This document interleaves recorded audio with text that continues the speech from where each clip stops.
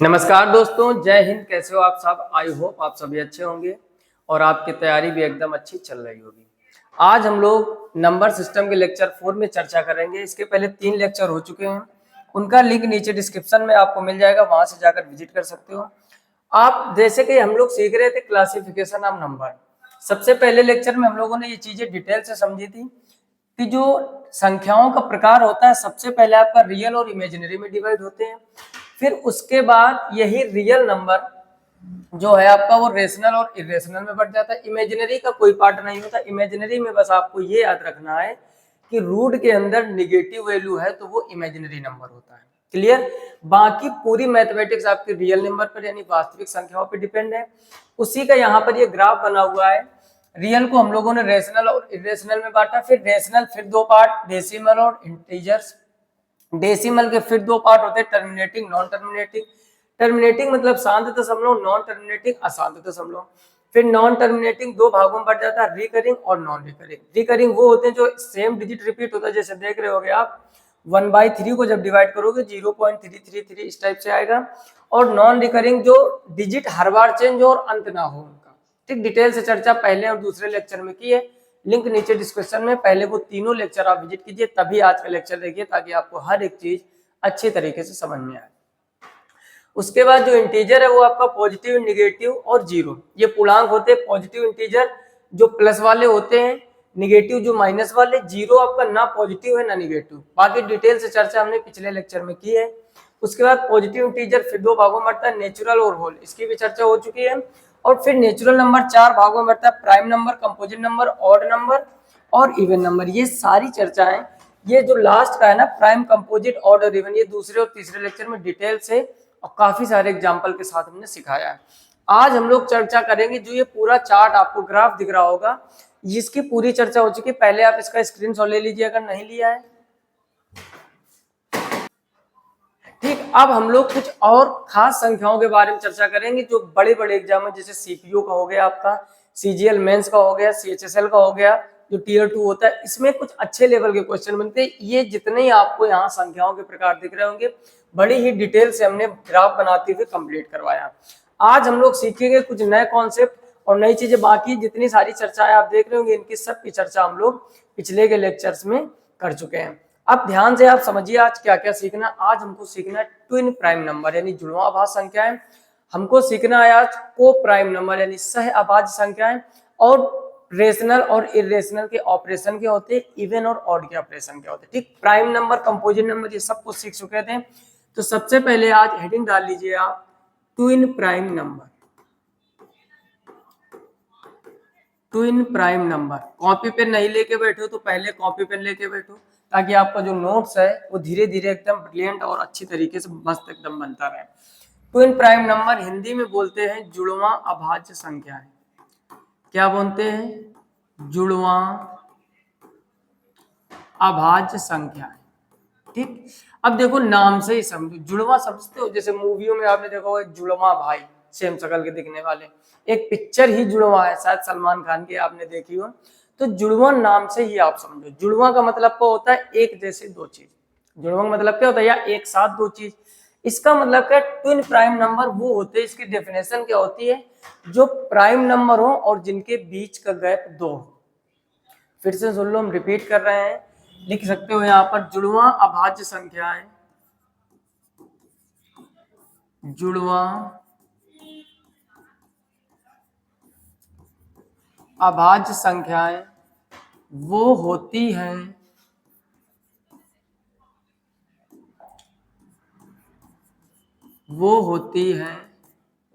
जिनमें 2 का गैप या अंतर होता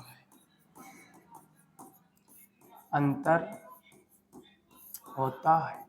बात समझ में आई कि नहीं? यानी जुड़वा अभाज्य संख्याएं वो संख्याएं होती हैं जिनमें गैप 2 का हो और पेयर में हो। जैसे इसके अगर हम एग्जाम्पल की बात करें, जैसे हम यहाँ पर लिख दें 3,5। अब आप देख रहे होंगे इनमें दोनों में अंतर कितने का है? 2 का है। 3 भी आपकी प्राइम नंबर है और 5 भी प्राइम नंबर, यानी ये है दोनों अभाज्य संख्या है। और साथ ही साथ इन दोनों में गैप कितने का है, 2 का, 2 का गैप है और अभाज्य संख्या है, तो उस पेयर को हम लोग बोलते हैं जुड़वां अभाज्य संख्या। बोलो कोई समस्या। अच्छा, अगला पेयर क्या होगा, आप समझ गए होंगे, 5,7 बन जाएगा। देखो 7,9 नहीं लिख सकते क्योंकि 9 आपकी कंपोजिट नंबर है, प्राइम नंबर नहीं है। ये तो चीजें आप पिछले लेक्चर में डिटेल से सीख चुके हो। अगला आपका बन जाएगा 11,13, उसके बाद आपका बन जाएगा 17,19 और ऐसे ही आप 100 तक ढूंढ लीजिएगा। यानी वो अभाज्य संख्या है जिनमें गैप 2 का होता है और दोनों अभाज्य संख्याएं हो, ये कंडीशन है, उनको हम लोग जुड़वां अभाज्य संख्याएं कहते हैं। क्लियर। पेयर आपका पहला 3,5 हो जाएगा। क्यों हो जाएगा, अब ध्यान से आप यहाँ पर समझने का प्रयास करोगे तो 3 और 5 में गैप कितने का है, 2 का। 5 और 7 में गैप कितने का है, 2 का। 11-13 में गैप कितने का है, 2 का। 17-19 में गैप कितने का है, 2 का। सब में 2-2 का गैप चल रहा है। अगर 2 का गैप है और दोनों अभाज्य संख्या है तो उनको हम लोग जुड़वां अभाज्य संख्या कहते हैं। क्लियर। अच्छा, अब अगला जो टॉपिक है उसको ही हेडिंग डाल लो, ठीक है, यहाँ पर स्टार बनाते जाइए और हेडिंग डालते जाइए। अगला हम लोग सीखेंगे को प्राइम नंबर। क्या सीखेंगे, को प्राइम नंबर्स। ठीक, इसको हिंदी में क्या कहते हैं आप सभी लोगों को पता होगा, सह अभाज्य संख्याएं। क्या बोलेंगे, सह अभाज्य संख्याएं। अब थोड़ा डिटेल से समझना, को प्राइम नंबर क्या होते हैं। सह अभाज्य संख्याएं वो संख्याएं होती हैं जिनका HCF 1। ध्यान से समझो, यहाँ पर डेफिनेशन लिखते हैं, सह अभाज्य संख्याएं, सह अभाज्य संख्याएं वो संख्याएं होती हैं, वो संख्याएं होती हैं जिनका HCF, ध्यान से समझना, HCF यानी आप बोल सकते हो मासा 1 होता है। क्या लिख दिया, 1 होता है। और एक चीज, जैसे ट्विन प्राइम नंबर जो है आपका, उसमें हमें ये भी देखना होता है कि दोनों प्राइम होने चाहिए, इसमें ये जरूरी नहीं है। ठीक, और आगे लिख लो यहाँ पर, ये जरूरी नहीं है, ये जरूरी नहीं है कि दोनों प्राइम नंबर हों, दोनों प्राइम नंबर हों। मतलब अगर प्राइम है और कंपोजिट है लेकिन दोनों का HCF यानी एक दूसरे से डिवाइड नहीं हो रहे हैं, कोई फैक्टर कॉमन नहीं हो रहा है, तो उनको हम लोग को प्राइम नंबर बोल सकते हैं। एग्जाम्पल से समझते हैं यहाँ पर, जैसे एग्जाम्पल में हमने लिख दिया 2,3। अब देखो यहाँ पर 2 भी प्राइम नंबर है और 3 भी प्राइम नंबर है, लेकिन दोनों का HCF क्या है, 1। यानी अगर इनके हम फैक्टर करें दोनों ही प्राइम नंबर का HCF क्या होगा, 1, तो इनको हम लोग को प्राइम नंबर बोल सकते हैं। अगला, जैसे हमने यहाँ पर लिख दिया 4,5, क्या हमने आपसे कहा क्या ये को प्राइम नंबर है, आपका जवाब आएगा ये 100% है। अब देखो ध्यान से, हमने ये जो व्हाइट से लिखा हुआ है ये जरूरी नहीं है कि दोनों प्राइम नंबर हो। इसका मतलब ये है कि आप देख रहे हो कि ये जो 4 है आपका ये कंपोजिट नंबर और जो 5 है आपका वो प्राइम नंबर। देखो एक प्राइम है लेकिन एक चीज इसमें कंडीशन मैच कर रही है कि इसका HCF क्या है, 1। अगर HCF 2 संख्याओं का 1 हो तो उन सभी पेयर को हम को प्राइम नंबर बोल सकते हैं। बात समझ में आ रही कि नहीं। जैसे अगर हम बात करें, यहाँ पर हमने लिख दिया जैसे 9,11। अब देखो 11 जो है आपकी ये प्राइम नंबर है, 9 आपका कंपोजिट नंबर है। एक प्राइम है एक कंपोजिट है लेकिन दोनों में कुछ भी कॉमन नहीं सिवाय 1 के, यानी इन दोनों का HCF क्या है, 1। तो जब भी दो संख्याओं का HCF 1 हो, वो प्राइम हो और चाहे कंपोजिट नंबर हो, उनसे कोई मतलब नहीं है, तो उनको हम लोग को प्राइम नंबर बोल सकते हैं। दोनों में बहुत अंतर है, ध्यान से समझिएगा। प्राइम नंबर वो होते हैं जिनमें 2 का गैप हो और दोनों प्राइम ही होने चाहिए। समझ रहे हो ना। को प्राइम नंबर वो है कि एक प्राइम एक को प्राइम है लेकिन HCF 1। इसमें आपको मेन चीज देखनी कि HCF 1 होना चाहिए, ऊपर वाले में मेन चीज देखनी कि गैप 2 का होना चाहिए और दोनों प्राइम नंबर हो। बोलो कोई समस्या। बहुत ही अच्छे से जिस तरीके से हमने एक एक चीज को बोर्ड पे लिखा है, आप भी अपनी कॉपी में हेडिंग डालिए और एक एक चीज लिखते चलिए, वो गजब का नोट्स बनेगा आने वाले समय में जो आपको बहुत ही आराम देने वाला है। क्लियर। पहले आप इसका स्क्रीनशॉट ले लीजिए, फिर चर्चा कुछ आगे करते हैं।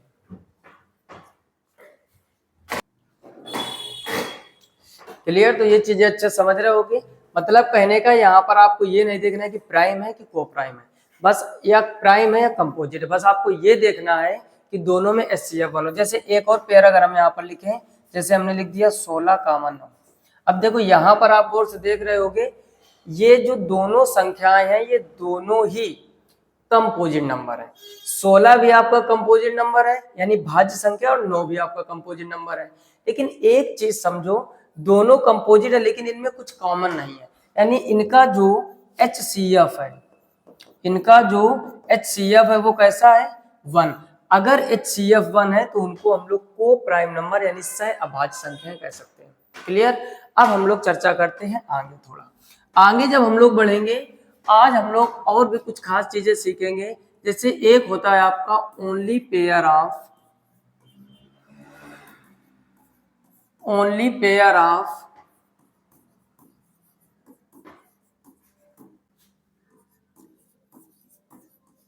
प्राइम नंबर, लिखा है only pair of conjugative prime number, यानी ऐसा पेयर आपको पूरे प्राइम नंबर में एक ही देखने को मिलेगा जो लगातार दो दो के गैप में प्राइम नंबर हो। जैसे अगर हम यहाँ पर लिख दें 3, 5, 7, सिर्फ एक ही पेयर है पूरे प्राइम नंबर में। ध्यान से समझ लो इसको। क्लियर? मतलब कहने का ये है कि आप यहाँ पर क्या सीखे थे, समझना ध्यान से। ट्विन प्राइम नंबर यानी जुड़वा अभाज्य संख्याएं, फिर हम लोग सीखे को प्राइम नंबर यानी सह अभाज्य संख्याएं। अब हम लोग सीखे हैं क्या इसमें? Only pair of conjugative prime number 3, 5, 7।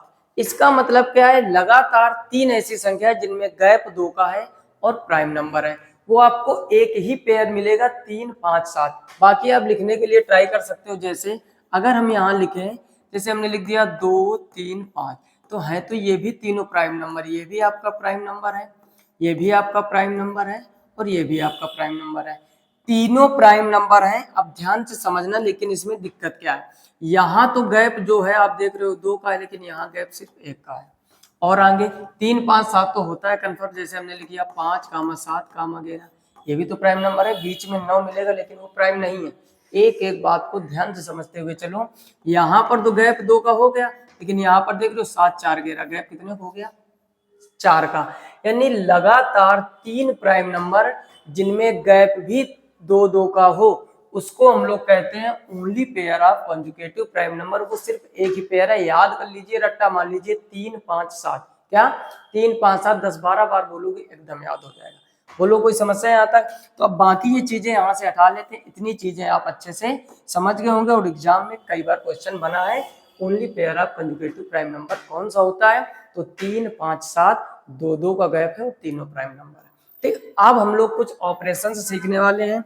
Operation कैसे? समझो ध्यान से एक एक चीज को। जैसे हमने आपसे कहा कि इवन में अगर इवन जोड़ दिया जाएगा तो क्या आएगा?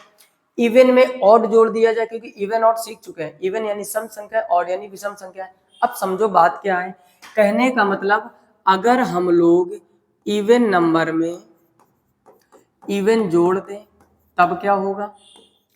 अगर हम लोग इवन में इवन घटा दें तब क्या होगा?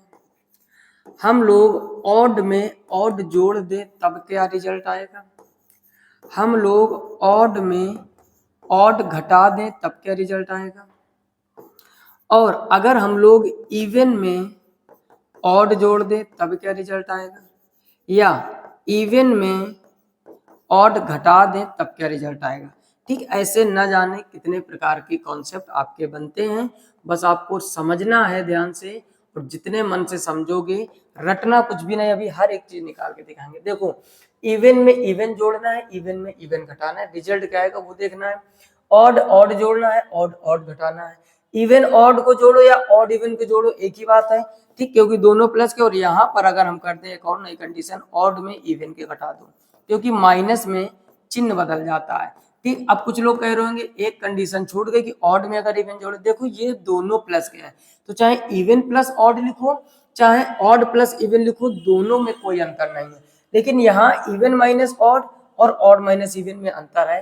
तो आप देख रहे हो कि ये पहला नंबर, ये दूसरा नंबर, वैसे ही ये तीसरा नंबर, ये चौथा, ये पांचवा, ये छठवां और ये सातवां। ये 7 कंडीशन हमको सीखनी है। रटना कुछ भी नहीं कि क्या आएगा कैसा नहीं, पहले हम लोग एग्जाम्पल रख रख के समझेंगे, उसके बाद ट्रिक बनाएंगे कि क्यों कौन सी चीजें या कैसी चीजें आसान रहेंगी। जैसे अब यहाँ पर समझना ध्यान से, हमने क्या किया, एक इवन नंबर कोई भी ले लिया, जैसे 4 सम संख्या है, और दूसरा इवन नंबर ले लिया 6 और दोनों को जोड़ दिया, तो ये कैसी संख्या आ गई, ये एक सम संख्या। यानी इवन इवन जोड़ने पर रिजल्ट कैसा आ रहा है, इवन। इवन में इवन घटाओ, अच्छा 6 एक इवन नंबर है, आपका जवाब आएगा बिल्कुल है। 2 एक इवन नंबर है, दोनों को घटाओगे क्या आएगा, 4। ये कैसा है, इवन नंबर, बिल्कुल क्लियर। इवन ऑड अगर नहीं समझ में आ रहा है, पहले का लेक्चर सारे देखिए, चौथा लेक्चर है।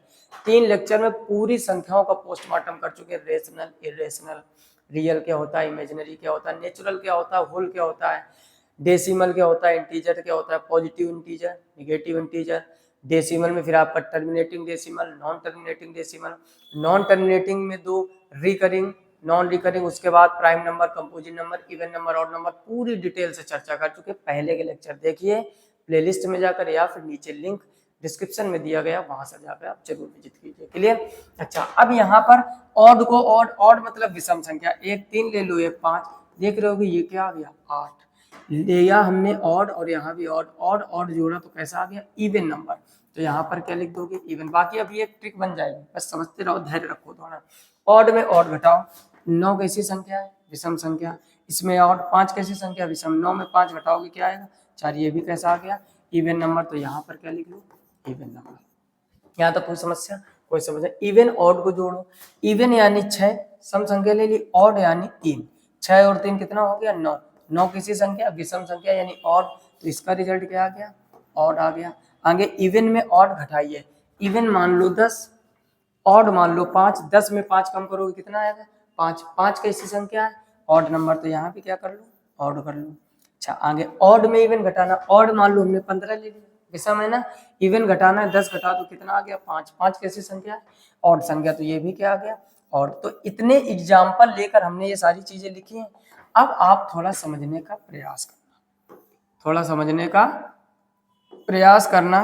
क्या समझो, पहला लिखा है इवन प्लस इवन, इवन आएगा, इवन माइनस इवन, इवन आया, ऑड प्लस ऑड, इवन आया, ऑड माइनस ऑड, इवन आया, इवन ऑड, ऑड आया, इवन माइनस ऑड, ये भी ऑड आया, ऑड माइनस इवन, ये भी। तो एक यहाँ पर लॉजिक बन रहा है, किसको किसको लॉजिक समझ में आ गया, नहीं आया तो ध्यान देना।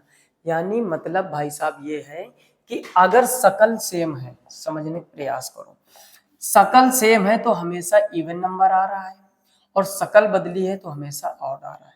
लॉजिक क्या बना, ध्यान दो जरा।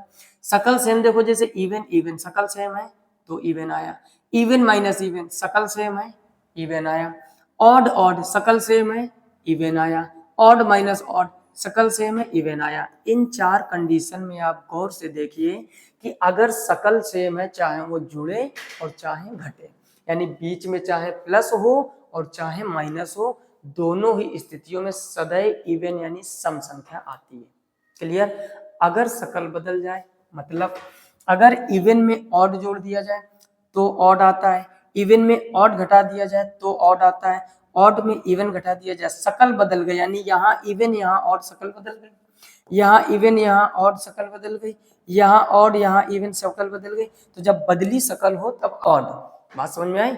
यानी अगर एक जैसी शकल है तो इवन नंबर आएगा सदैव, जोड़े चाहे घटाएं, और शकल बदल गई है तो हमेशा ऑड नंबर आएगा, चाहे वो जोड़े और चाहे घटाएं। तो एक लॉजिक बन के आ गया कि सेम शकल के दिखने वाले हमेशा सम संख्याएं आती हैं, जुड़े या घटे, और विपरीत शकल के दिखने वाले। ऑड का मतलब ही नहीं कि ऑड मतलब विचित्र, अजीब टाइप का। तो जब विचित्र हो गया ना, शकल बदल गई तो विचित्र हो गया, शकल बदल गई तो विचित्र ही आएगा, यानी ऑड। ऐसे तो विषम संख्या होता है, एक लॉजिक बना सकते हो आप कि शकल सेम है तो सदैव इवन आता है, और शकल विपरीत है तो हमेशा ऑड नंबर आता है। इवन नंबर मतलब क्या हो गया, सम संख्याएं, और ऑड नंबर मतलब क्या हो गया, विषम संख्याएं। क्या हो गया, विषम संख्या। बोलो इस कहानी में कोई समस्या किसी को, फटाफट से इसका स्क्रीनशॉट ले लीजिए, बहुत ही इंपॉर्टेंट कॉन्सेप्ट था।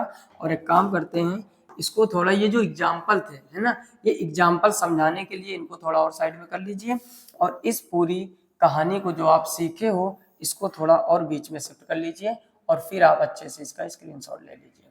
क्लियर, जल्दी से स्क्रीनशॉट लो। ये तरीका जो हमने बताया, एक जैसी शक्ल में इवन, विपरीत शक्ल में और, ये कभी मत बोलना, एग्जाम्पल से प्रूव करवा दिया। क्लियर, जल्दी से स्क्रीनशॉट।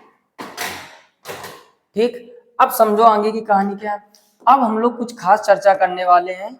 इसी तरीके और भी आपके ऑपरेशन होते हैं जिनको हम लोग रेशनल और इरेशनल में समझते हैं। ठीक, तो पहले से आप सबसे पहले हेडिंग डाल लीजिए क्या, रेशनल नंबर। फिलहाल में हम पीछे पढ़ चुके हैं, लेकिन फिर से थोड़ा डिटेल से चर्चा। रेशनल नंबर हिंदी में क्या बोलते हैं,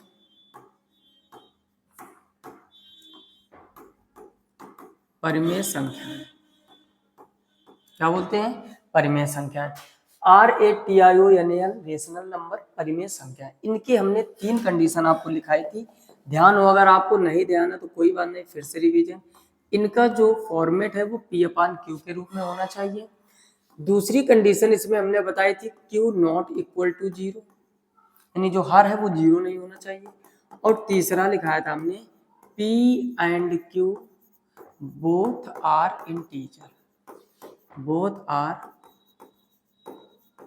इंटीजर्स, यानी P और Q दोनों पूर्णांक होने चाहिए। यानी कभी भी हमको रेशनल पहचानना है, रेशनल मतलब परिमेय, तो हम लोग पहले उसको सॉल्व करते हैं तब बताते हैं। जैसे कुछ एग्जांपल की प्रैक्टिस करते हैं, क्योंकि प्रैक्टिस से ही चीजें जबरदस्त हो पाती हैं। अब हमने क्या किया, आपसे एक छोटा सा क्वेश्चन किया, क्या 2 ये रेशनल नंबर है कि नहीं, बोलिए आप, 2 रेशनल नंबर है कि नहीं। तो आपके मन में आ रहा होगा कि P/Q का रूप होना चाहिए। तो जो लोग समझदार हैं थोड़ा समझ गए होंगे कि ये रेशनल है। कुछ लोग दिमाग लगा रहे होंगे नीचे कुछ नहीं है तो रेशनल नहीं, किसी भी संख्या के नीचे 1 मान सकते हैं कि नहीं। अब ये तीनों कंडीशन अप्लाई हो रहे हैं कि नहीं, ये देखिए। क्या ये P/Q के रूप में है, बिल्कुल है। क्या इसका हर 0 नहीं है, बिल्कुल नहीं। P और Q दोनों इंटीजर, 2 भी आपका पूर्णांक होता है, 1 भी, दोनों इंटीजर है। तीनों कंडीशन अप्लाई हो रही हैं तो फिर ये रेशनल नंबर है। कैसा है, रेशनल नंबर है। बात समझ में आ गई। कोई भी क्वेश्चन दिया जाए उसको पहले हल करोगे तब आप बताओगे रेशनल है या नहीं। जैसे अगला इसी में हम लोग एग्जांपल लेते हैं कामा लगा के 1.5। हमने आपसे कहा 1.5 रेशनल है या नहीं, तो बहुत से लोगों के मन में दशमलव आ गया कि दशमलव क्या है, ये नीचे कुछ नहीं। आप समझो, दशमलव हटाओगे नीचे 10 आ जाएगा, ये हो जाएगा 15/10। क्या ये P और Q पूर्णांक नहीं है और हल करना चाहते हो तो ये हो जाएगा 5 तिहाई 15 और 5 दूनी 10। क्या हो जाएगा, 5 तिहाई 15 और 5 दूनी 10, यानी 3/2। समझो ध्यान से, 3/2। इसका मतलब ये हुआ बेटा, इसका मतलब भाई साहब ये हुआ कि जब भी रेशनल बताना हो तो पहले सॉल्व करेंगे फिर बताएंगे। जैसे 3/2, अब आपके मन में कोई डाउट नहीं रहेगा कि ये रेशनल नंबर 100% है। क्लियर।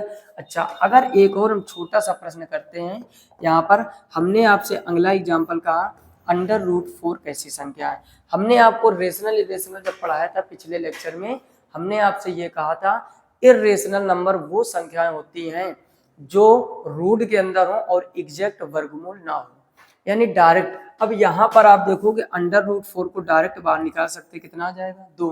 और 2 आपने अभी सीखा था कि रेशनल नंबर है। इसके नीचे हम लोग 1 मान सकते हैं और ये हमारा रेशनल नंबर है। अगर हम आपसे कहें √3 तो इसका मान पॉइंट में होता है, ध्यान से समझो। इसका मतलब इसका एग्जैक्ट वर्गमूल नहीं है, तो इसको हम लोग कहेंगे ये रेशनल नहीं है। या अगर पूछा जाए है कैसा, फिर तो ये इरेशनल नंबर है। बोलो पूरी कहानी समझ में आ रही कि नहीं। अगर हम कोई भी रेशनल नंबर पहचानेंगे, ये 3 कंडीशन उसमें होनी चाहिए। क्लियर।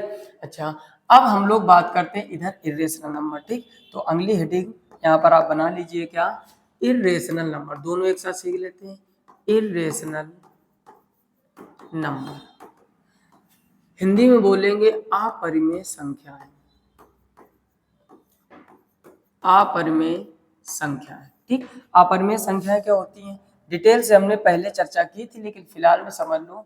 नॉर्मली वो संख्याएं जो रूट के अंदर हो और एग्जैक्ट वर्गमूल ना हो। जैसे आपके सामने ये सारी संख्याएं लिख रहे हैं, ये सब देख रहे होगे आप, एग्जैक्ट इनका वर्गमूल नहीं है। ना तो √3 एग्जैक्ट वर्गमूल होता है, ना तो √2 का होता है, ना ही √5 का होता है, ना ही √7 का। तो ये सब आपके इरेशनल नंबर में आते हैं। रेशनल नंबर में क्या आते हैं, पहले आप उसको हल कीजिए, उसके बाद जैसे आपसे हम कहें यहाँ पर ध्यान दो 3√9। अब आपके मन में ढेर सारे विचार आ रहे होंगे, ये क्या है, कुछ लोग तो तुरंत आंसर समझ गए होंगे, और जो लोग सोच रहे हैं रेशनल नंबर है एकदम ऐसा है सही है, और जो इरेशनल सोच रहे गलत है। कैसे? क्योंकि 3 तो आपका बाहर लिखा हुआ है और √9 भी 3 होता है, 3 × 3 9 हो जाएगा, 9 के नीचे 1 मान सकते हो, ये आपका इंटीजर है, इसका मतलब 9 हमारी परिमेय संख्या होती है। तो केवल रूट देखकर आंसर मत दीजिएगा कि ये इरेशनल नंबर हो गया। क्लियर? अच्छा, अब हम लोग बात करते हैं कुछ ऑपरेशंस की। ठीक, इनमें हमने क्या कहा था, अभी हम लोग ऑपरेशन सीखेंगे। ऑपरेशन का मतलब क्या है कि कौन कौन सी वैल्यू रेशनल जोड़ने से क्या आता है। जैसे अभी इवन ऑड वाला सीखा था, वैसे ही अगर रेशनल को रेशनल में जोड़ देंगे तो क्या आएगा। दूसरा, रेशनल को रेशनल में घटा देंगे तो क्या आएगा। तीसरा, रेशनल में इरेशनल अगर जोड़ देंगे तो क्या आएगा। चौथा, रेशनल में अगर इरेशनल घटा देंगे तो क्या आएगा। पांचवा यहाँ पर रेशनल में, या फिर पांचवा अगर इरेशनल में इरेशनल जोड़ दिया जाए तब क्या आएगा। और नंबर 6, इरेशनल में इरेशनल घटा दिया जाए तब क्या होगा। ढेर सारे ये कॉन्सेप्ट बनेंगे। और भी आगे लिख लेते हैं यहाँ पर 7 नंबर में, अगर रेशनल और इरेशनल का मल्टीप्लाई करा दिया जाए, ठीक, तब क्या होगा। अगर रेशनल में इरेशनल का भाग दे दिया जाए तब क्या होगा। ठीक, रेशनल में रेशनल का भाग दे दिया जाए तब क्या होगा, और इरेशनल में इरेशनल का भाग दे दिया जाए तब क्या। ये 10 पॉइंट हमने लिखे हैं। पहले आप इन सबको वीडियो को पॉज करके लिख लीजिए, क्योंकि बहुत ही जबरदस्त यहाँ से कॉन्सेप्ट होने वाले हैं। देखने में बस छोटे लग रहे हैं, वो कहावत है ना, देखन में छोटे लगे घाव करे गंभीर, बस वही चीजें लग रहे हैं कि आर आर आर और I यानी इरेशनल नंबर। जहां जहां आर लिखा है रेशनल नंबर यानी परिमेय संख्याओं की बात होगी, जहां जहां I लिखा है इरेशनल यानी अपरिमेय संख्याओं की बात होगी।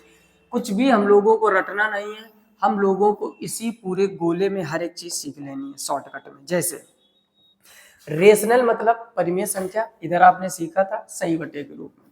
जैसे पहला रेशनल नंबर अगर हम 1/2 ले लें और दूसरा रेशनल नंबर 3/2, तो इसको जब आप हल करोगे एलसीएम 2, ऊपर 3 और 1 4 हो जाएगा। क्या ये रेशनल नहीं है? या इसको हल करोगे तो फाइनली 2 आएगा, इसके नीचे क्या ये रेशनल नहीं है? आपका जवाब आएगा बिल्कुल है।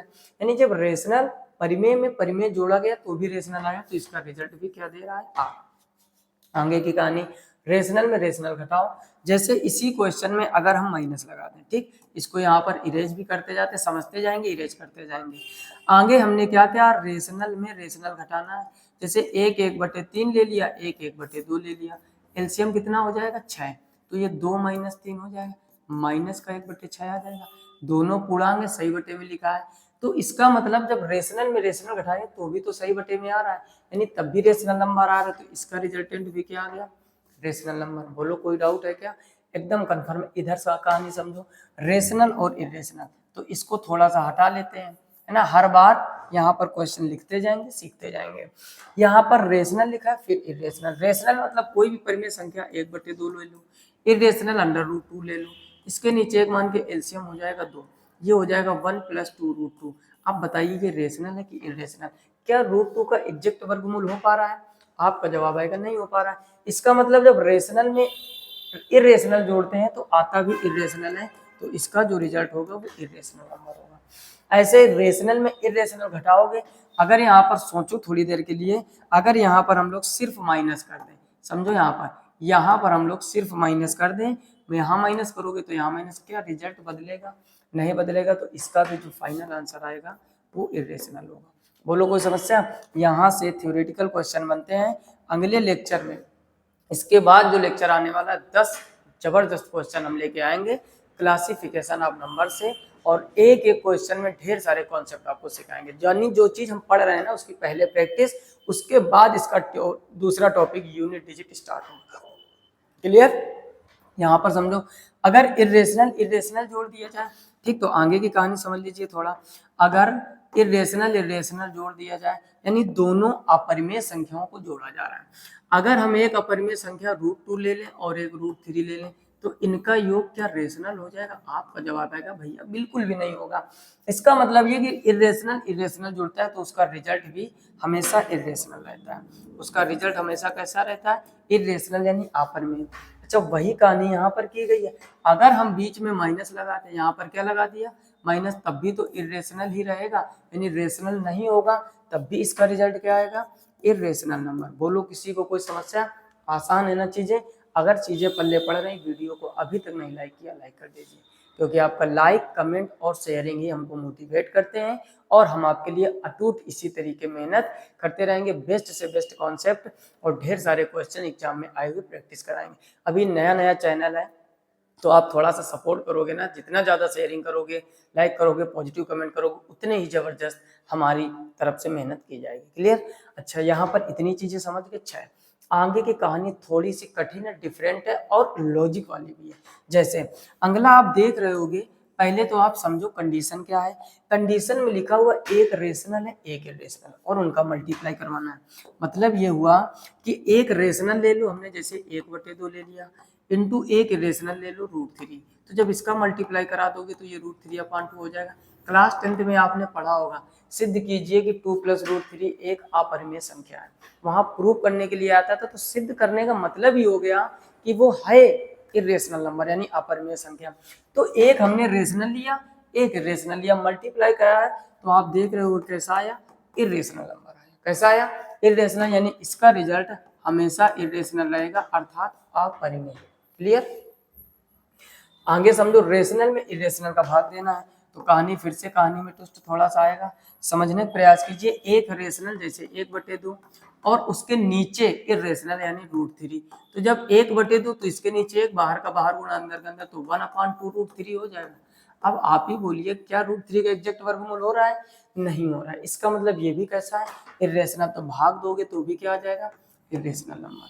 बोलो यहाँ तक कोई समस्या? कोई समस्या नहीं। आगे बढ़ते हैं। आगे जैसे ही आप बढ़ोगे, यहाँ पर लिखा है रेशनल बटे रेशनल। अच्छा, अगली कहानी में क्या चीजें होंगी, ध्यान से समझना। अगली कहानी जो होने वाली है, रेशनल के नीचे रेशनल, यानी ऊपर भी परिमेय संख्या जैसे 1/2, नीचे परिमेय संख्या जैसे 1/3, तो ये तो गुणा कराओगे तो नीचे वाला ऊपर चला जाएगा, ये हो जाएगा 3/2। क्या 3/2 परिमेय है या अपरिमेय? आपका जवाब आएगा परिमेय है, यानी रेशनल नंबर है, तो इसका जो रिजल्टेंट क्या आएगा? वो रेशनल नंबर आएगा। आगे इरेशनल इरेशनल का भाग दे दो। ठीक, तो एक और कहानी आगे समझ लेते हैं। इरेशनल में इरेशनल, यानी √3 कैसी है? Irrational number. √2 कैसा है? इरेशनल। दोनों को कंबाइंड रूट में लगा दीजिए, तो √3/2। क्या ये रेशनल नंबर है? नहीं है। इसका मतलब ये भी रिजल्ट कैसा आएगा? Irrational number. कैसा आएगा? Irrational number. यानी जब अपरिमेय में अपरिमेय का भाग देते हैं तो अपरिमेय, परिमेय में परिमेय का भाग देते हैं तो परिमेय, लेकिन परिमेय संख्या में अपरिमेय का भाग देते तो भी अपरिमेय आता है, और रेशनल इरेशनल का मल्टीप्लाई यानी परिमेय अपरिमेय का जब गुणा कराते तब भी अपरिमेय आता है। इतनी बात समझ में आई कि नहीं? एक और यहाँ पर घेरा नंबर लिख लीजिए। अगर हम इरेशनल का मल्टीप्लाई इरेशनल से करवा दें, इस कहानी में बहुत दम है, सबसे ज्यादा इंपॉर्टेंट है, और स्टार बना लीजिए। कुछ लोग कह रहे होंगे अरे आसान है, देखते हैं अभी। चलो देख लीजिए आप ही, आसान लग रहा है, कुछ चीजें हो दिखती हैं, आसान होती नहीं है। जैसे एक इरेशनल नंबर हमने ले लिया √3 और दूसरा भी ले लिया √3। यहाँ पर क्या करना है? घेरा नंबर स्टार बना लीजिए, क्वेश्चन यहीं से बनेगा एग्जाम में। ये आसान चीजें थी, तभी सबसे लास्ट में लिखा है। इरेशनल इरेशनल का मल्टीप्लाई, यानी दोनों अपरिमेय संख्या। समझना ध्यान से, क्या ये अपरिमेय संख्या नहीं? आपका जवाब आएगा है। गुणा करवाओ अपरिमेय। अब √3 का जब √3 में गुणा करोगे तो आएगा √9, और √9 का एग्जैक्ट वर्गमूल होता है, तो ये कैसा आ जाएगा? Rational number. बोलो कहानी में ट्विस्ट आया कि नहीं? ये कैसा आ गया? Rational number. एक और एग्जाम्पल लेते, थोड़ा ध्यान दीजिएगा यहाँ पर। अगर हम ले लें एक √3 और एक ले लें √2, तो ये भी अपरिमेय, ये भी अपरिमेय, तो अब ये आ जाएगा √6। क्या √6 का एग्जैक्ट वर्गमूल होता है? अब आपका जवाब आएगा नहीं, यानी ये हो गया इरेशनल, तो ऑब्लिक करके यहाँ पर इरेशनल भी लिख लो। इसका मतलब भाई साहब ये है कि जब इरेशनल और इरेशनल यानी अपरिमेय का जब अपरिमेय से गुणा करते हैं तो वो अपरिमेय भी हो सकता है और परिमेय भी हो सकता है। कोई समस्या किसी को? वो अपरिमेय भी हो सकता है और वो परिमेय भी हो सकता है। अच्छा 10वें नंबर में थोड़ा और समझ लो चीजें, ये क्लियर हुआ। ये नहीं कि अपरिमेय अपरिमेय का गुणा, एक आपने √2 ले लिया, √3 √6 सदैव अपरिमेय, यानी ये परिमेय भी हो सकता है, अपरिमेय भी। कब? जब दोनों अपरिमेय का मल्टीप्लाई कराया जाएगा। अच्छा क्वेश्चन नंबर 10 है। अब क्वेश्चन नंबर 10 को एक बार फिर से समझ लो। जैसे एक हमने √3 ले लिया और दूसरा भी √3 ले लिया। देखो इर्रेशनल में इर्रेशनल का भाग दिया गया है, यानी अपरिमेय में अपरिमेय का भाग दिया गया है। क्या ये दोनों कट के 1 नहीं आ जाएगा? यानी जब अपरिमेय में अपरिमेय का भाग देते हैं तब भी तो परिमेय आता है, तो ऊपर वाले में भी ऑब्लिक करके परिमेय लिख लीजिए, यानी रेशनल। यानी जब अपरिमेय का अपरिमेय में गुणा हो या अपरिमेय का अपरिमेय में भाग हो तो वो रेशनल भी हो सकता है, इरेशनल भी। अगर पेपर में देखो जब क्वेश्चन आए कैसा का, बाकी 10 क्वेश्चन नेक्स्ट लेक्चर में करेंगे हम लोग इससे रिलेटेड। लेकिन अगर आपसे पूछा जाए कि जब अपरिमेय का अपरिमेय से गुणा करवाया जाता है तो क्या सदैव अपरिमेय होता है, तो आपका जवाब आएगा नहीं, सदैव नहीं होता, हो भी सकता है और नहीं भी। और वही क्वेश्चन नंबर 10 और 11 में स्टार बना लीजिए, मोस्ट इंपॉर्टेंट है, क्योंकि ये डबल डबल कंडीशन दे रहे हैं। ठीक, बाकी जो चीजें हमने यहाँ पर लिखी, और कौन सी कंडीशन डबल रिजल्ट दे सकती, कमेंट बॉक्स में कमेंट कीजिए। और जो चीजें अगर ये आपको सब अच्छी लग रही हों तो लाइक जरूर कीजिए, दोस्तों में शेयर कीजिए, और जितना हो सके अच्छे से मेहनत कीजिए और ये सारे नोट्स बनाते हुए चले। अगर इसके पहले का लेक्चर नहीं देखा है, लिंक नीचे डिस्क्रिप्शन में दिया गया, या फिर प्लेलिस्ट में जाकर विजिट कीजिए। ये चल रहा था क्लासिफिकेशन ऑफ नंबर, यानी संख्याओं के प्रकार। यहाँ पर आप देख रहे होंगे ढेर सारी चर्चा, और शुरू से हम लोग एक ही बात करते आए हैं, जो भी टॉपिक है इतने टॉपिक हमको पूरे नंबर सिस्टम में पढ़ने हैं। यानी अभी हम क्लासिफिकेशन ऑफ नंबर लगभग कंप्लीट हो गया है। अब हम लोग इसके नेक्स्ट लेक्चर में क्लासिफिकेशन यानी संख्याओं के प्रकार से रिलेटेड जो एग्जाम में क्वेश्चन बने उनकी प्रैक्टिस करेंगे, पहले कम से कम 10 क्वेश्चन। फिर हमारा जो अगला टॉपिक है यूनिट डिजिट तब स्टार्ट होगा, यानी 5 लेक्चर में केवल क्लासिफिकेशन ऑफ नंबर लगभग कंप्लीट होगा। ये चौथा है, अगले में प्रैक्टिस, फिर यूनिट डिजिट की डिटेल से, फिर डिविजिबिलिटी रूल्स, ऐसे ही उतरते चले जाएंगे। लगभग 20 से 25 लेक्चर आने वाले हैं, जबरदस्त चैप्टर है, 2 से 3 क्वेश्चन जरूर आपके एग्जाम में बनते हैं। क्लियर?